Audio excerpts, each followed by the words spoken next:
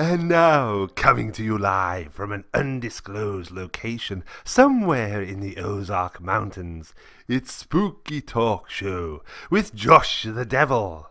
And now, here he is, Josh the Devil. Hey! I think everything's working. It seems like everything's working. You guys, I hope everything's working. Hey, I'm Josh. Welcome to Spooky Talk Show. Season COVID, episode whatever.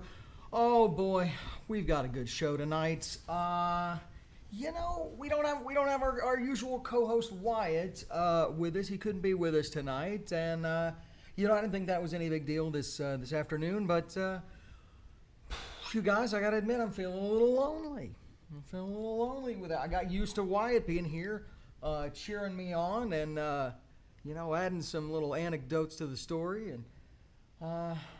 Anecdotes to the show, or stories to the show, or what have you. And, we got nothing tonight. But you know what? We're going to make the best of it. We've got some funny jokes from Paul Harge, our head writer. He sent over some jokes, and I haven't looked at them yet, but I bet they're funny. Yeah. All right, that's okay. That's all right. Now, we got a live studio audience thing going here, and if you want to, you can jump over there into our Zoom chat. I posted the link over there on the facebook.com /Spooky Talk Show. You can find that link. You can jump right in. Now, I'm going to trust you guys a little bit more than normal. I'm going to go ahead and disable the waiting room. Now, I know that's risky, but right now we have literally no one in our studio audience. So if a weird freak wanders in off the street, well, so be it. That's something. So go over to our Facebook page and find the link. Just jump right in. Should be a direct link. You got to use Zoom, but you can use that on your phone. And we got somebody here joining in. We'll see if they actually work. But man, we got a really good show for you guys tonight. I'm excited. The interview went really well. Yeah, but shocker, the interviews aren't live anymore. Yeah, I know. But the rest of the show is. This is live right now because watch all the mistakes and crap. All right, boo. That's fine. All right. Well, anyway. So you guys, we got a new little segment. Maybe it'll be a little recurring bit. I don't know, but it'll be a little something. I put a good 5 minutes or so into this. At least a little bit of effort. And before I show it, I do want to say, and that's not what this is, but I had this idea, you guys. I said, hey, writing staff, buddies, how about we do a little sketch where it's a Zoom meeting and you guys are pitching me, ideas for the show, but they're all really, really bad, or things that we could never possibly do. Things like that. And I even envisioned maybe we could get someone like our friend Ashley Atkinson to pretend to be our hair, makeup, and costume designer, and her answer is just use a Sharpie. What, you need a mustache for that sketch? Just use a Sharpie. Just use a Sharpie. Just draw it on. I was hoping for something like that, and before we had time to shoot anything like that, Seth Meyers beat us to the punch. That's right. We weren't quick enough. We could have got on that. We could have got that done quicker. Didn't happen. So what awesomely bad suggestions would our writer friends have thrown at me? I don't know. We'll never know, will we? I don't know. Maybe we'll do the sketch anyway. To hell with it. Has that ever stopped anybody really before? Probably not. My writer friends know that I sent them that message before the Seth Meyers thing ran. So, maybe that'll be all right. I don't know.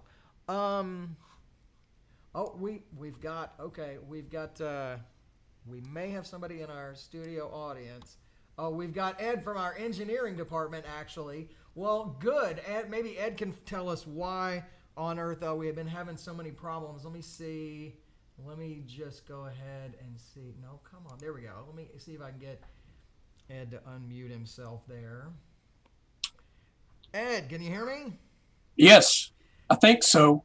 Can you hear me? Yeah, I can hear you. I can see you're down there deep in the basement of the Spooky Talk Show studios. I know they don't let you out very often. Can you tell us what's going on down there? You all right? Well, I've been trying to figure out what's wrong, and I found this on the floor. So I think that might be it. Oh, you got a bad tube? Yeah, at least one, maybe about 2 or 3. Oh, uh-oh, that's not good. That's not good. Well, all right. Well, those are probably hard to find, and I'm sorry that our equipment is so antiquated, but we work with what we've got, and right now we've got tube-based equipment. Transmitting this out onto YouTube. It is called YouTube, so that does kind of make sense, right? I mean, there's the tube. I'm surprised. That's the one.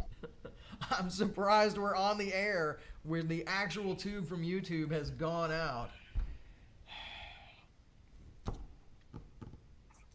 Yeah. All right. Well, we've got some awesome stuff for you tonight. Ed, you hang in there. We'll check. Well, let me hold on just a minute here. Let's see. I'm gonna have to mute you, just in case something in the background catches fire, as is wont to do. Okay, so as I was saying, we do have a little video that I cut together, and I think you guys are really going to watch it. So without further ado, here we go. Here's episode 1 from me and my diary. Dear Diary, today was just like any other day. I woke up at dawn, made myself a single egg from that place that sells eggs in those really weird cartons, poured myself a hot cup of coffee that I have no intention of drinking. Just look at it, sitting there on the counter cooling down. Then it's time to clean myself off and do a little bit of lighthouse work. But then I gotta get back to my robot project, 'cause it's time.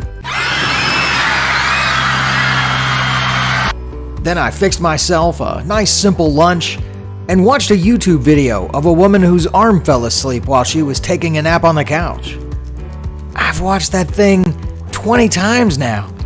I still don't understand why she screams at her hand. Oh well. I guess that's it for today. Time to go to bed. Hey Jeff, are you there?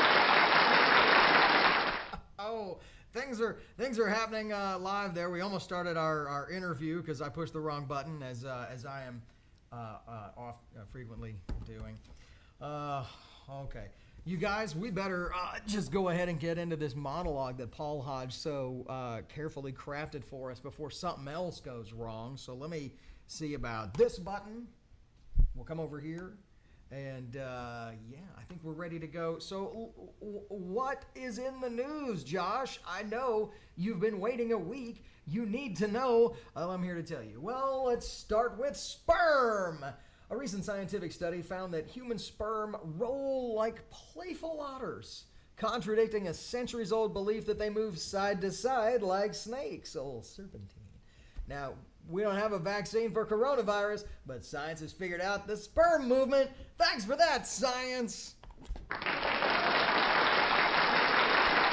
Thanks, science, because, yeah, we're being sarcastic there, science. Get on this shit. A Connecticut man decapitated his landlord with a sword last week when he was told he would have to move out because of back rents.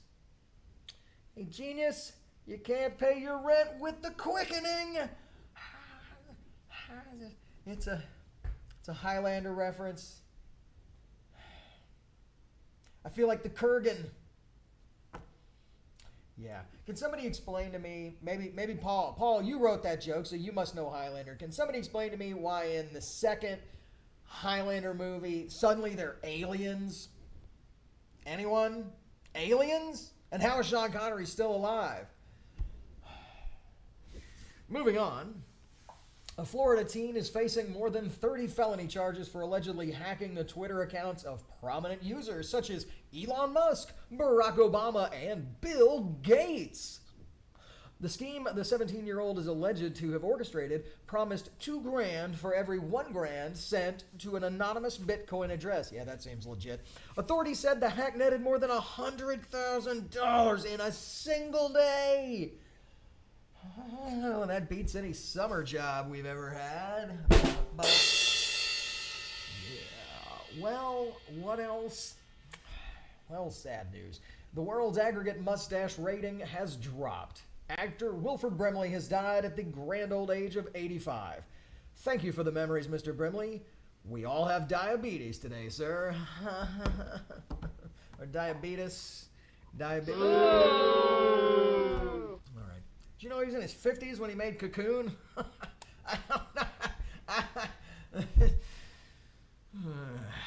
Speaking of diabetes, Coca-Cola said it'll debut Coke with coffee next year. Nobody asked for this. Give us what 2020 needs. Mix it with whiskey and just save us a step. Hell, with the way this year's going, maybe it's time to put the cocaine back in and see where that takes us.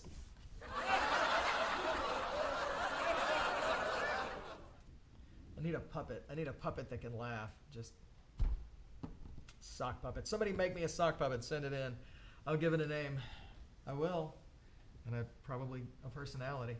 Now, in heartwarming news, a stolen teddy bear with a recording of the voice of a Canadian woman's dying mother has been recovered after Ryan Reynolds and other celebrities offered a reward for its return.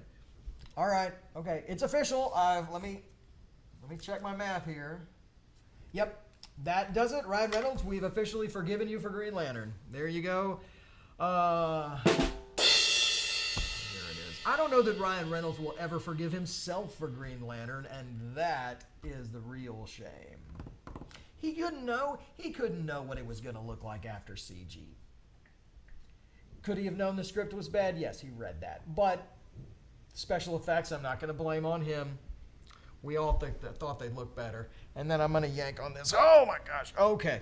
All right. Well, I think we're about ready to roll this amazing interview. We got a really good interview with the bassist drummer. We'll get into that. Jeff Madman Morgan. Now, he was on in our studio audience the last few weeks, slapping his bass and making all of the other studio audience members look kind of boring by comparison. No fault of their own. But I think he's out on the river somewhere. That's what we folk in Arkansas do. And so we couldn't get him this today to be in our audience or to do a live interview. But that's okay because we still got him. And we got a good interview. But I feel like before we get over there, we better check in our engineering department and see just to make sure everything's running okay. Before we run this, I don't know. Ed, can you hear me? Yeah, I can hear you. Okay, Ed, I think we're going to try and run this interview that we've got. Do you think that's okay? Do you think we'll be all right? Yeah, that should work. If everybody's seeing it, if it's going out. I'm not real sure because I've got all this stuff pulled out of the transmitter, so. Oh, that's not good. All right. No. Well, we'll see what happens, I guess. All right. Well, Ed, you hold tight there and stick with us, and hopefully everything will be okay. Let me push that button, and there we go. And we got somebody else trying to join in. We'll see if that works in a minute, because we've got to get to this interview with Jeff. It's so good. Now, of course, I met Jeff years ago when working at Guitar Center and found him to be just an awesome dude. But more than that, amazing bass player. Amazing drummer, was in several really cool bands that you need to know about. Now, if you've watched the show a lot, you've seen his project, The Lights Inside the Woods, and you've heard us talk about Madman Morgan in one of his projects in the past, but we're going to get to all that, so let me figure out which button to push here, and we're going to go to Jeff. Hey, Jeff, are you there? Can you hear me okay? Hey, what's up, man? Hi, there he is. How are you, man? Are you in your studio there getting some work done? Yeah, man, working on the Deadbird live stream for the Virtual Mutants thing. I'm in here mixing it up right now. Could you give us like 5 seconds worth? Yeah. So, we're actually doing like a 20-minute virtual set, which is really cool. It's kind of long, to watch to watch the internet one band. It seems like the attention span of internet videos is even shorter than going to a show. Oh, tell me about it. Right. I get 3 minutes average on this thing. Right. So 20 minutes is a little long, but we're working hard on making sure that it's interesting. we're doing like weird stuff off the Deadbird record that like the acoustic weird interlude stuff. Sorry, and so this is one of the things that we're working on. Like something you would never hear live, you know, like we would never play this live. Because it involves too many acoustic guitars, those Bon Jovi guitar stands. I don't know. There's part of me that wants to see with the Bon Jovi acoustic guitar stands. Right. I don't know. But it's cool though, you know, like we've mastered the art of remote recording pretty much, you know, like we're able to be more productive now than we were even pre-pandemic, because we were like, well, we can't jam, so, you know, send me some drum tracks, send me some guitar tracks, or, you know, once we get his guitar or his drum tracks, then I'll put bass on it, then I'll send it to you, you put your guitar tracks on it, and then we'll get everybody on it, and then, you know, we'll set up our iPhones to where we also get video, and we'll send it to our video editor friends, and they'll, you know, sync it all up and make videos out of the stuff. So, you know, we're actually more productive now. You know, the pandemic has been good in that aspect. Yeah, it seems like a lot of creative stuff coming out of your particular circle there. Let's go back in time, and we're gonna jump all the way back to the early '90s. To now, was it Malvern, Arkansas? Is that the? It was Batesville. Batesville. I don't know why I keep thinking this. Okay. So, because we played with Camp Suicide all the time, and Camp Suicide was from Malvern. Okay. Mm-hmm. Okay. That's what it. Then that must be the Malvern connection, because I don't know. I had Malvern stuck in my head for a while. Okay. And it's all the same, like, you know, kind of like backwooded white dudes with blonde hair and like big Cro-Magnon foreheads. Oh, I know exactly what you mean. Like when I see Nickelback, I'm like, are they from Malvern? Are you sure they're not like from Malvern? Yeah. Because they all got the same, like. I was gonna make a Traskwood reference, but I don't know that anybody was gonna get that. Right. Okay, well, we're gonna go all the way back to the early '90s in Batesville, and we're gonna talk about a little band. And as far as I can remember, in my generation, the Generation X, first band in Arkansas to make some noise and get on MTV, not just get radio play, a video on MTV. I'm talking, of course, about the iconic band Mother's Day Out. Not Mothers, Mothers. Yeah, don't forget the apostrophe. Day Out. So let's talk about...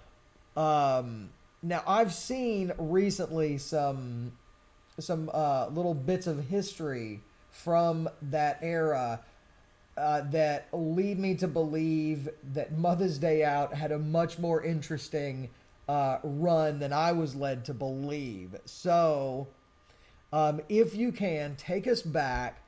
You're the bass player in Mother's Day Out. Right. So, how long had you guys been together when things started maybe picking up a little bit of steam? Give us how that started. Well, keep in mind, I was 15 years old, so I was the same age that my son is now. Wow. And yeah, we moved to Batesville. We were running from my biological dad, who was like trying to murder the whole family. It was a crazy scene, and so we had to move to Arkansas and like in hiding. And we ended up in Batesville, Arkansas. We started a new life. I was obsessed with Metallica, just like every 15-year-old in 1990. And so, you know, I got a guitar. I wasn't into guitar, so I got a bass. Actually, we went and saw The Cult. And the bass solo for The Cult, it rattled like the whole balcony, and I thought the balcony was going to collapse. And I was like, I want that. I want to be able to That's what I want to do. Yes, yes. I want to put fear into the crowd with my bass. And so I got a bass, and then, I was just learning Metallica songs and stuff, and we were hanging out at a skateboard ramp. Batesville actually allowed a skateboard ramp, which was crazy. As, 1950s, as they try to keep that place, they somehow allowed a skateboard ramp. And a car pulled up, and it was some other local musician dudes, and they were like, do you want to play bass for a band that kind of sounds like Beastie Boys, Faith No More, Ozzy type stuff? And I was like, of course, I'm a 15-year-old kid. You had me at Ozzy right there. So yeah, so we started writing songs, and of course, like all bands at that age, my mom was like, I'll manage you. And so there was a big festival, like a showcase in Memphis called I can't even remember the name of the festival. The Crossroads Festival? Crossroads, thank you. Yeah, okay. Crossroads Festival. I went to a couple of Crossroads festivals before that was. I had just dissolved, I guess. But a lot of bands were discovered at that Crossroads Festival. Right. And they saw, we were early victims of the music industry. Like, we were, totally victimized by the music industry, which is a whole story, but we ended up getting a slot at Crossroads, and the A&R for EMI Records was there, and they were like, we want to sign you guys, go back and tell your school teachers that you're not coming back to the 10th grade, we're sending you to Europe, we're going to put a video on Headbangers Ball, like we're going to do this, you're going to tour the world. And so, of course, I went back to school. It was the last day of 9th grade. Everybody was getting out, and I was like, yo, I'm out. I'm going on tour.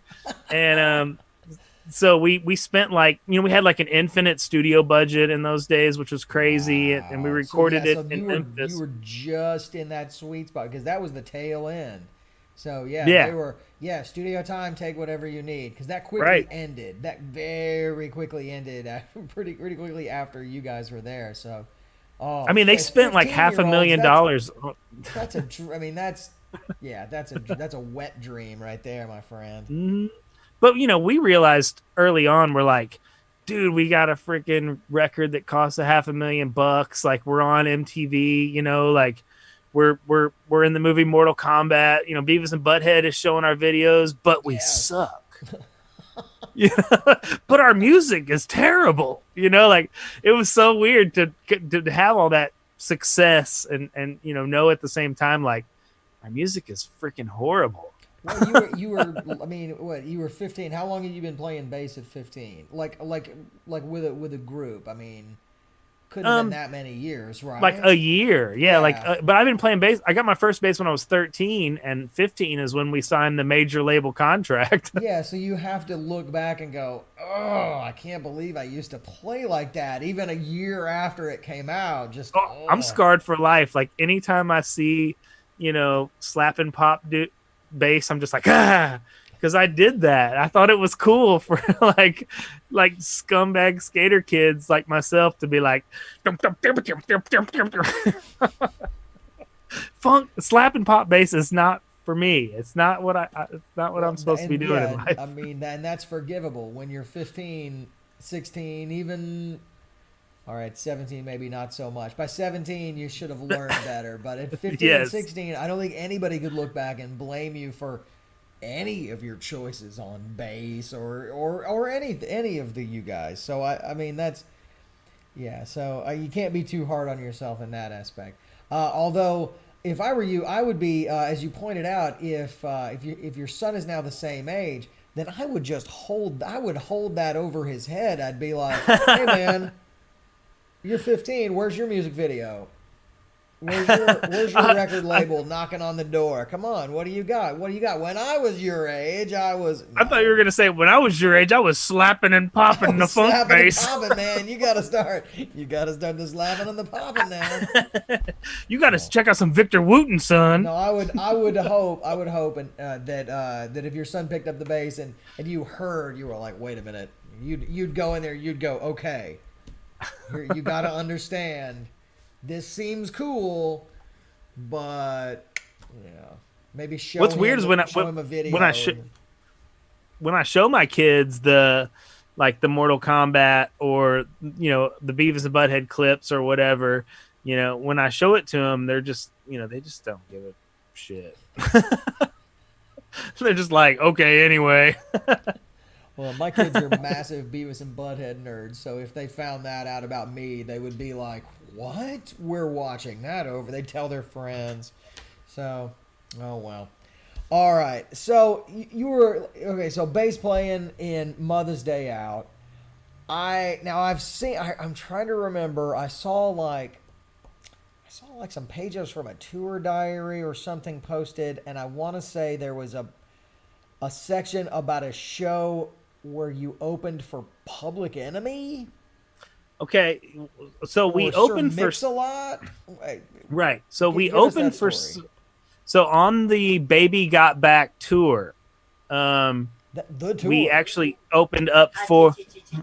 That's my son. When we opened up for Sir Mix-a-Lot at the New Daisy in Memphis. Oh wait, no, okay. it was the New Daisy. Yeah.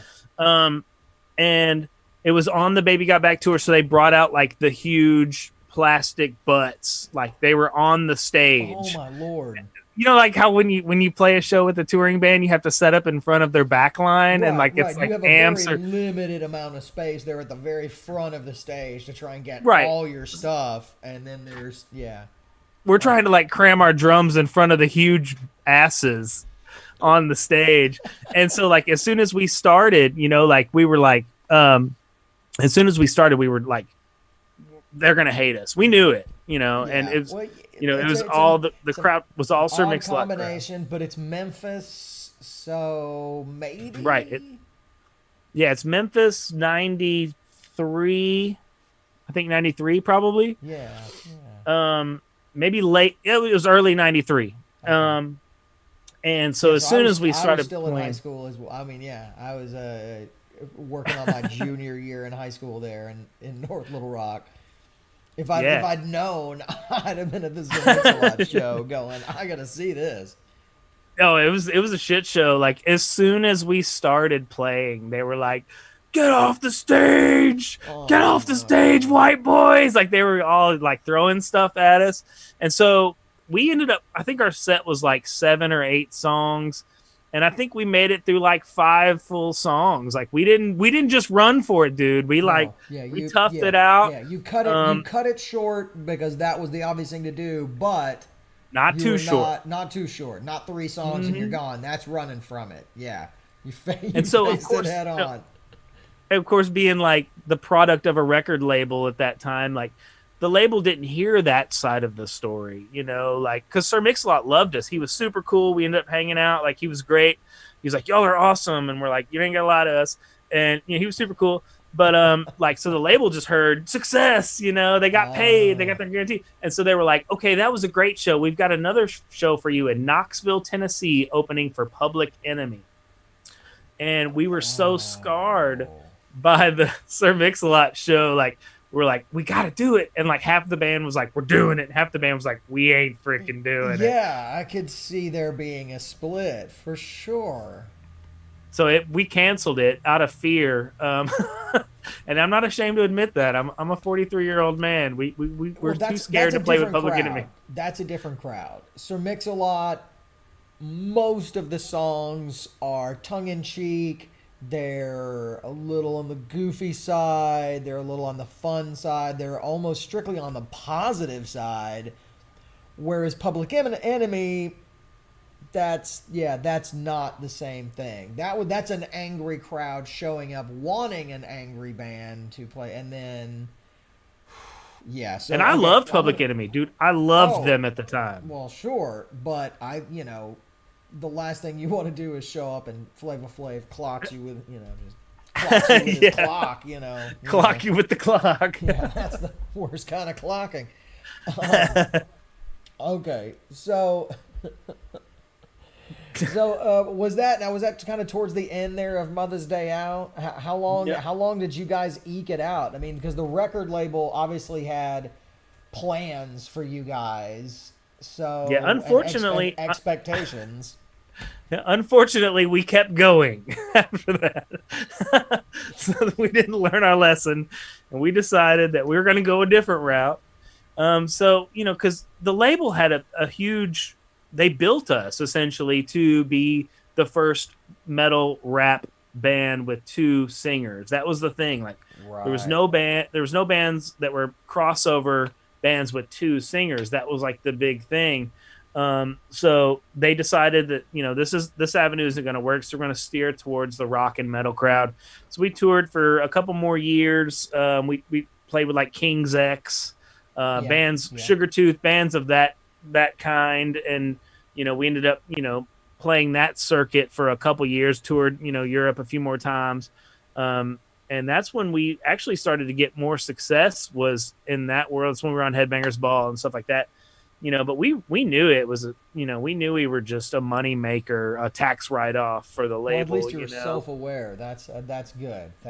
And we wanted to make real music, and so we decided to quit. And it was not easy, because we did have a lot of success. And a funny story there, like when we quit and we told the label, like, we're done, we're not doing this anymore, there was a void that they were trying to fill as an industry, and they needed a rap rock band with 2 singers. And no coincidence, from what I've heard, like right after that, like they decided to sign a band called Linkin Park in our place. And like they even like helped them pick their name, so LIN would come after Limp Bizkit, LIM. So when you used to scroll through the CDs, CD Warehouse or wherever, like they wanted the rap rock band to be right behind Limp Bizkit at that time. Limp Bizkit was just a new band. Right. And so like we were kind of like industry replaced with Linkin Park, from what I've heard. Close the door and open the window for Linkin Park to go right on in. And sorry, guys. Thing. I'm sorry. Thanks a lot, Jeff. I'm sorry. I'm sorry. No, that's all right. Locally, we've, you and I probably you, we hadn't talked about this, but, I've seen a very interesting victim. And if you hadn't been here in this area, you would have no idea that at one point, the group of guys who are now collectively known as Saliva were actually a really good band that didn't sound like Saliva.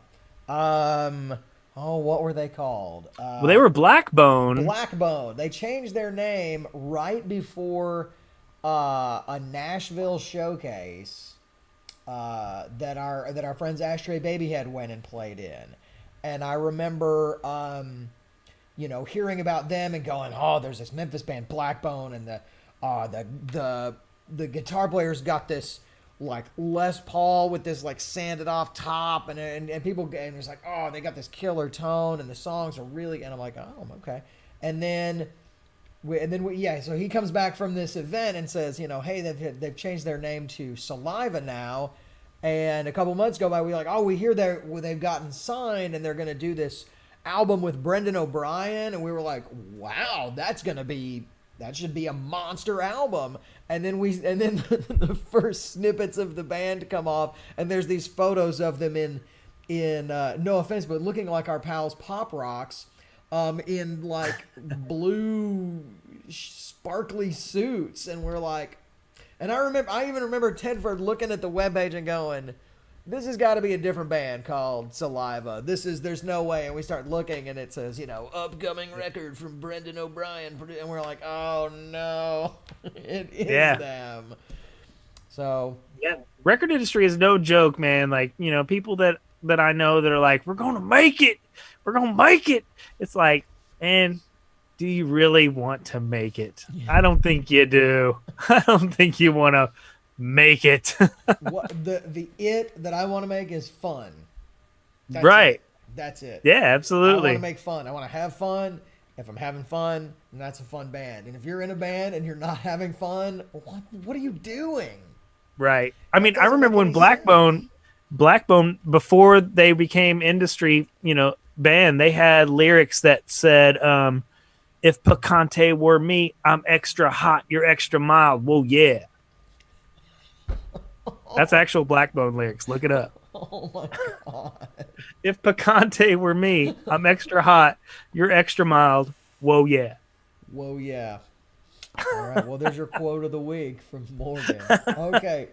All right, we got to keep things moving. This is too good, though. Okay, so now you went from playing bass in Mother's Day Out, and then next thing we know, you're on the bass is over here getting dusty, and it was a sweet bass too. So you're behind the drum kit.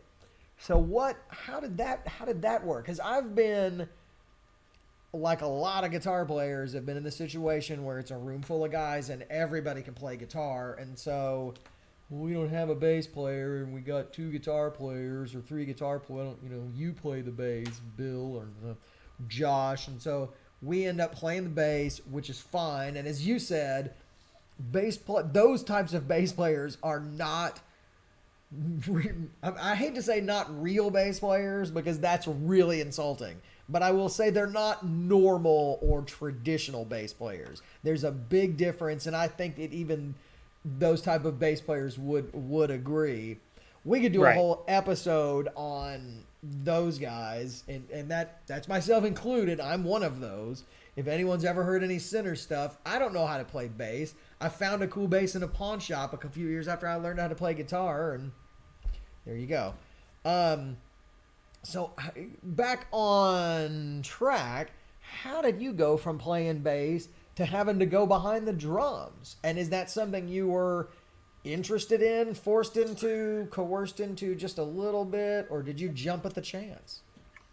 Well, the Mother's Day Out days were so traumatizing to us, to walk away from all that in order to pursue music that we actually, were proud of. Our drummer had some severe social anxiety issues from Mother's Day Out, and he was like, never leaving the house again. And so he's like, you want to buy my drums? $350.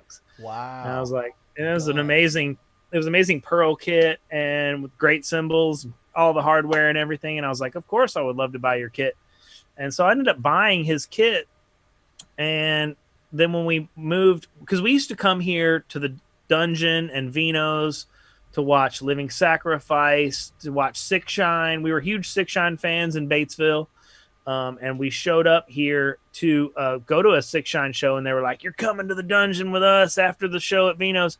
They took us to the Dungeon. I was gonna do a sidebar on the Dungeon. Yeah. I was fortunate enough to have visited the Dungeon a few times, much to the chagrin of my parents, because it was not a healthy place to be in any aspect. Oh, it was pure Manson family. Pure Manson family. To set the stage for our viewers, the Dungeon was essentially the basement. And I hate to even use the word basement because basement sounds like an actual room. This is more, I'm going to use the word crawl space. The large crawl space under a, not abandoned, restaurant, but like rarely used or not used were there things going on upstairs when the Dungeon were there? It was the Main Street Bar and Grill. It's on Main Street, north of the Rock. Main Street. Little scary area after dark. And and this is basement was too good of a word. Large crawl space, because you couldn't stand up in 80% of this area. You were kind of ducked down and crawling around. And in fairness, I didn't spend a ton of time there. I was only there a couple times, and I just remember like Christmas lights and circles of kids passing around joints, and like it was like Manson family shit. Like it was like a cult essentially. And as soon as I saw it, I was like, I want to be in this cult. This is my family now. Like this is who I am. This is what I've been looking for on tour with King's X, and I wanted this. Like I wanted a family that I can, sit in a circle with, and we can pass around weed and be alive and create art that we're proud of. And so they were immediately just like, you're moving here. You've quit the band. You're moving here. And so they got a house. We moved in, and then just living in the house with all the Sick Shine dudes. Me and Chuck were Batesville naive. We were naive kids, and we ended up like staying up for like 10 days straight and being like, and they're like, you're on drums, Jeff. And I was like, okay. Like, I could play a little bit, but Wake was the first band I actually played drums in. And in the early days of that, like I was not a drummer, and I'm still not really a drummer. I love playing drums. I've been playing drums a long time. I can play what's in my head, but I am not. That's not what's in my heart. I'm always be a bassist. But they were like, you're playing drums, and it's the early days, the early wake shows, the first wake shows that we played at Old Man Kirk's on MacArthur. Oh, Old Man Kirk's. Right. Oh, it was a terrible. Yeah. I got to write that down because that's the first time I've heard those three words together in probably 30 years. Well, not 30 years, but close to 30. Close to 30 Well, years. remember how weird this is. At Old Man Kirk's, they had a sign on the gate when you're pulling up. Yeah. Or no, it was on the front. It was on the door before you walk in the building. And it said, "No one over 18 allowed." Yes. What kind of weird shit is that? Pizzagate folks, look into post this. Now. The Facebook picture, somebody snaps that picture, posts that on Facebook, and there's 1,000 cops and parents down there. Right. But it was a weird scene. The 90s it was a weird scene. But I remember getting so tired because I wasn't a drummer, and we were like trying to play, and I'd be like trying to play, and I would get so like fatigued that my muscles would cramp up, and I would stop playing. Like there's a couple of wake recordings of early shows at Old Man Kirk's where I stopped like 2 minutes into a 5-minute song. Like I'm just wow. The drums just stopped because I just like had a cramp. I was like, I can't do it, guys.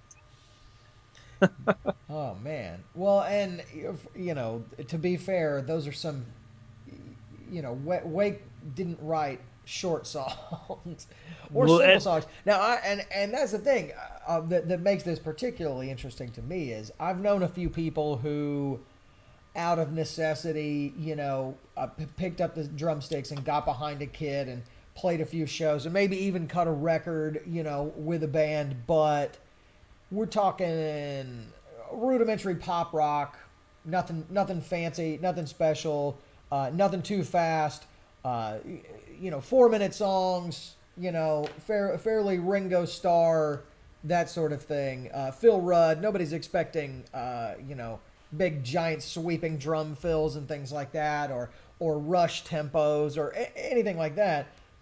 But Wake's not a simple band. You might run through different time changes and things in the midst of a song. You got a song that's 11 minutes long. There's a lot of time to fill. There's a lot of dynamics.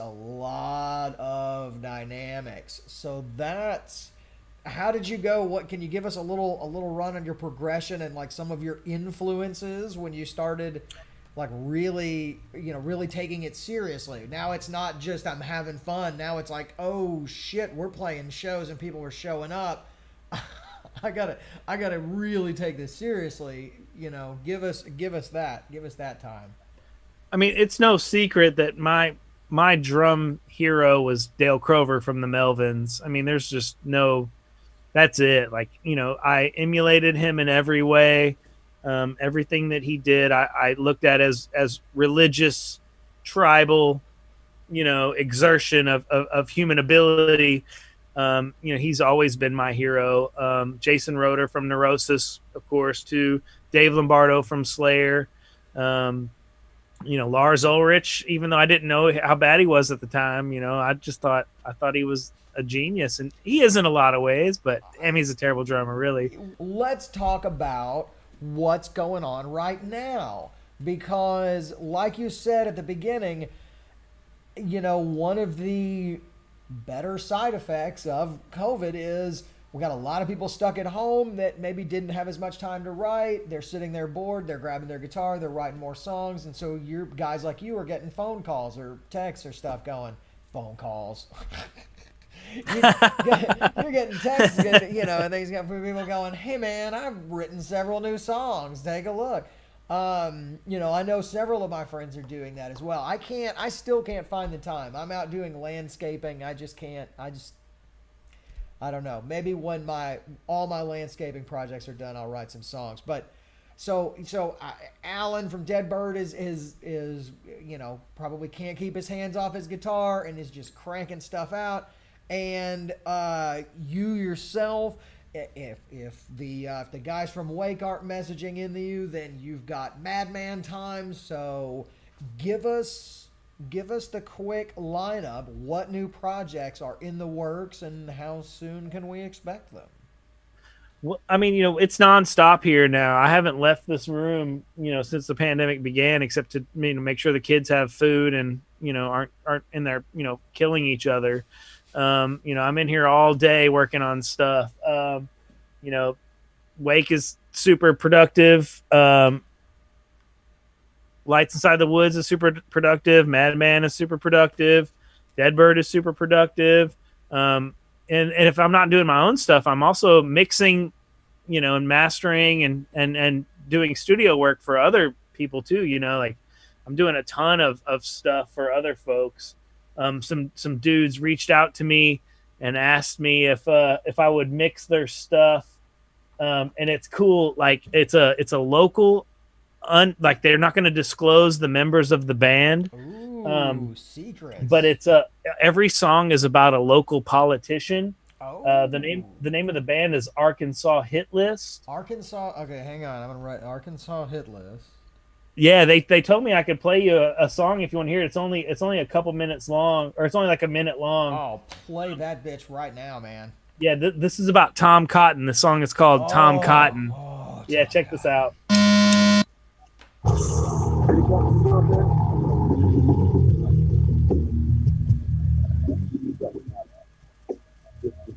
Kind of sounds like some old, grindcore Napalm Death. I think maybe it's too loud. I'm not getting much coming through. I think it's overloading. How about now? Hear it? Not really. Could you send me a rough mix and I'll put it in the show? Yeah. Then let's do that. Just be careful with it, because this stuff is like, I mean, it's on the watch list for sure. Oh, hey, listen, we don't shy away from controversy here. We've had the Blue Hog Report on and just skewered Jason Rapert as much as possible, to the point where someone actually donated $150 to the show as long as we would tell people that it was in his name. So we took our Jason Rapert money and bought beer and pizza for the staff and the guests for several weeks with the Jason Rapert money. So, we will play that song, right? I figured it out. Hold on, listen to this. Just just listen to the chorus. Okay.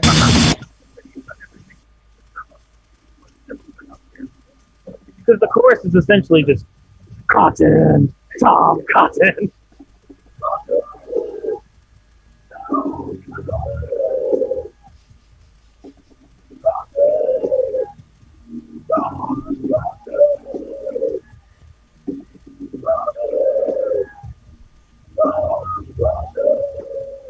And just goes through his voting record, and it talks about like all the terrible things he's voted for. Oh my gosh, I love this project so much. Arkansas. There's one about Leslie Rutledge. There's one about Jason Rapert. There's one about Jason. I mean, sadly, we have no shortage of asshole politicians in Arkansas. So, oh wow, okay. Well, I can't wait to hear that full release when it's out. Okay. I was gonna ask about the Mutants and Monster Fest, Mutant of the Monster Festival, because that's a huge deal every single year, and everybody was super bummed when it was canceled. But it's all virtual now. We're gonna get it. We're gonna actually get it. We can stay at home, and we can still get a festival. And I really want to talk more about it. But I know a certain other member of Wake who also really wants to talk about it. I'm talking, of course, about CT. And he has promised to come and do an interview on the show. So I'm going to say, if CT can't get us an interview before the festival, then you can fill us all in. Otherwise, we're going to hear it from the man himself.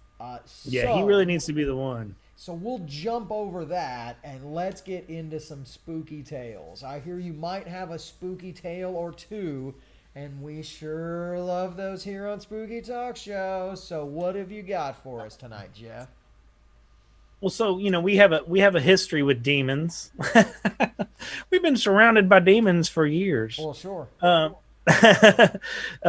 So we one of the reasons why when everything fell apart with Mother's Day Out is because we ended up doing like tremendous amounts of speed, and we were speed kids. Like everyone from Vino's remembers us as the kids that were pupils this big and dreadlocks and like smells real bad because we'd been up for a long time and we were like essentially cavemen, and so we found ourselves in a lot of we were in a lot of situations where we were at one with the spirit world Chavez, Young Guns. Did you see the size of that chicken? You're right. So there was several times we found ourselves hovering pretty closely to that to the spirit world. When we recorded Voices of Omens, the Wake record, when we went to Chicago, the first thing that we found out was that the building that the studio was in Chicago was known as a place where homeless people go to disappear. And homeless people would go in there and they would never come out. Their bodies would never be found. And when we were in there recording the Voices of Omens record, there was tons of, things clanging and banging and things moving and shifting and things like that. And that record rules. It's got a really weird mystical sound to it, Yeah, it adds something that you could never otherwise generate. Yeah, you couldn't have gone in and go, okay, well, I think it sounds good, but we need is like some spooky vibes on there. Put some spooky vibes on there, engineer. Yeah, you can't do that. So, and what's weird too, like I don't know how many of y'all have ever slept in buildings that have paranormal activity, but it affects your dreams as well. Like whenever you go to sleep in a environment that is highly active in that world, it affects your dreams. You end up like dreaming crazy stuff and waking up and feeling strange, and it's definitely a weird environment all the way around. And I was always in a quest to try to get as close as I could to that world without actually dying and going there. Right, no flatliners. Right, so I always hovered really near. I was always, when I was really bad off, staying up for a long time and being very unhealthy, making a lot of unhealthy choices. There was times where I would stay up for extended lengths of time. Just try to find that stuff, and we inherited a house. It was done. I inherited a house from my grandma in Pleasant Plains, in the woods, and this is some straight Evil Dead shit out there. Like it's woods. I mean, there's nobody around, and I kind of found it as my quest to be like, if there's something out there, I'm going to find it. Yeah. And so I set up the wall of amps, which you can see kind of here. Oh my Lord. I set up something similar to that in my living room and just leaned my SG up against the wall and let it generate this like unholy feedback that just kept getting louder and louder, and the cycles kept, and my whole house was essentially just like vibrating and happening. Yeah.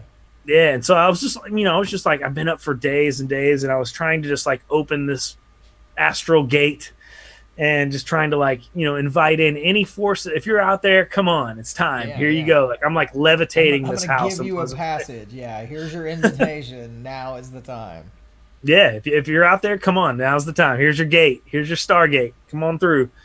And the whole house just and eventually turned everything off and just like woke up a couple days later and was like, what just happened?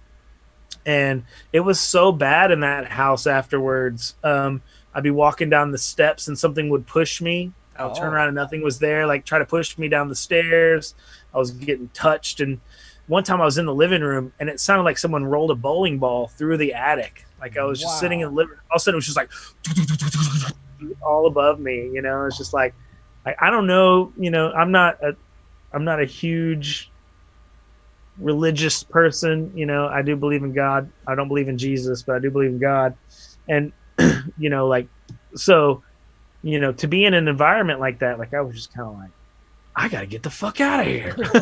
Yeah. So like we listed That's our house. malevolent. Yeah, that's not a cool, fun spirit who just wants to communicate. That's like wants to do you harm, doesn't want you there, and is actively going to try and do you harm. That's not. It was funny. That's not the fun. That's not the fun ghost movie. It was we straight poltergeisted it too, and like put the for sale sign out by the street. Yeah. And like didn't tell them, you know, we're like moving to a different town now. Oh yeah. Y'all have fun. Work. Yeah. Just, like I just wonder like what's going on there, because you know, like I feel like you know, I changed that place. Yeah. Forever. You opened a door and something came through. Or something, something that was there was like, I'm not staying quiet anymore. So yeah, so I've definitely had my share with spooky. Oh man, Jeff, I want more time. We don't have more time. So actually, I'm bringing this one back. I'm bringing back the peace sign. Peace sign. All right. Okay. It's time. We need peace. All right, I'm a big I like, you know, if do Dio, too, I'm a Dio guy, you know. Me too. So, but all right, we'll go peace. We'll go just don't go Richard Nixon. You don't go full. You don't go full arms. That's the Nixon. Got to be careful with that. All right, well we'll have another episode where we just get you know, I mean, maybe we'll do the Mother's Day Out Zoom reunion. We were supposed to all get together. I think that's actually kind of possible. Really? Well, let the guys know that there's a wildly unpopular YouTube show that would love to host it, and I've got guys, you know, if you're watching our show, you saw me go ahead and pay for the pro Zoom, so we've got it. We might as well use the damn thing. Right. I'm gonna go and think about Old Man Kirk's memories, because while memories of the dungeon I've kind of replayed over in my head, not so much Old Man Kirk's. So I'm gonna get on that. So I thank you for that. I can't wait to hear the Arkansas Hit List album. I can't wait to hear the new Madman record, new Lights record, new Deadbird, any kind of new Wake material that's coming out. And of course, we'll let CT tell us all about the virtual, the VMOTM festival, which is gonna be, I mean, it looks like it's gonna be different, but really cool in a different way. So the people that were used to going to it every year are still gonna enjoy it. They're still gonna get music from the bands they like, and they're gonna get kind of a different experience this year. So a less sweaty experience. Right. So, the beer's not nearly as expensive this year, you guys. It's great. You can stand wherever you want. No one's elbows are bumping into you. There's some little things there that are nice. So, all right. Jeff, thanks so much for coming. We love seeing you in our studio audience, slapping the bass, and so just slapping it out. So we'll let you slap us out. So ladies and gentlemen, go check out the Lights Inside the Woods episodes back from season of Spooky Talk Show, because that's a really good one, and you can check out some cool lights and visuals there, which I quite enjoyed. I think our studio audience enjoyed. So there we go. Oh, there it is. That's the one.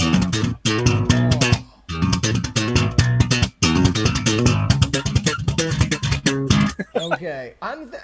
Now I'm thinking that you should just be our band leader. There's never been a bassist band leader on a show. You get a piano, you get maybe a drummer, you get even the dude that plays the dude that plays on the Stephen Colbert show. He plays the airboard melodica. But yeah, there's never been a bass player band leader on a talk show. So all right, we're gonna work on that, because it would be, I mean, in my opinion, that's the funniest one. If you get the right bass player, that's the funniest possible sidekick band leader you could have on a late night talk show. Late night talk shows, you guys have all dropped the ball on this. I'm writing this down so I don't forget. Okay, Jeff, I've taken up enough of your time. I'll let you get back to the family life. You stay safe out there and get some mixing done because we want to hear it. We'll see you later. I'm okay? on it. Bye. All right, bye-bye. All right, give us the double peace sign out. There we go. That one. Hey. Oh, look at me pushing a bunch of buttons, and some of them are the right ones. Hey. Oh, man. Boy, howdy. That was good. We are running low on time because that interview went long because I just let it go long. Meant to cut some stuff out, but I was like, eh. We are going to take a quick listen, if we can, to the song Tom Cotton that was trying to be played there. Jeff sent me a link, and I was going to put it in the video, but, you know, it's like, which is that's the story of my life. So let's see if we can get that to play real quick here.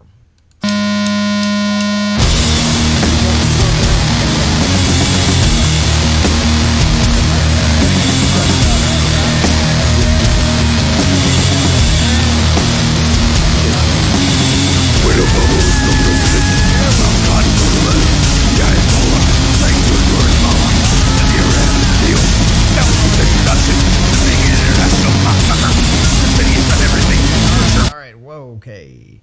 Hey, how about that? Okay, so I don't know if that worked or not. That's okay, because we're going to come back next week with an all-new show and new guests and stuff that I can't even tell you about because, you know, nobody's confirmed as usual. We would like to thank everybody in our studio audience. It looks like Matt Nicholas was trying to jump in here. I'm going to ask him to turn on a camera if he's got one, and I'm going to unmute Ed, our engineer. Ed, down in engineering, are we still okay? What? Oh, hang on. There's a. Hey, I'm trying to get rid of some of those bugs in this show, so maybe it'll work. Bugs in the show. That's the kind of quality comedy you'll hear right here on Spooky Talk Show. That's right. And that one didn't even cost anything. So maybe join us next week. And jump in our studio audience then.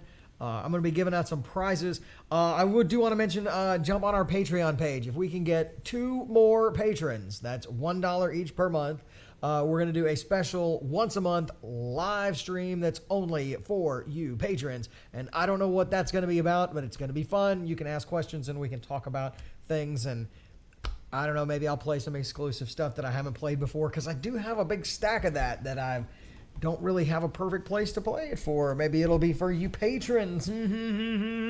Okay, so that's it for this week. Thanks to Jeff Morgan. Thanks to Ed down in engineering for keeping the show running. And yeah, that's it. I'm going to push these buttons and hopefully everything works.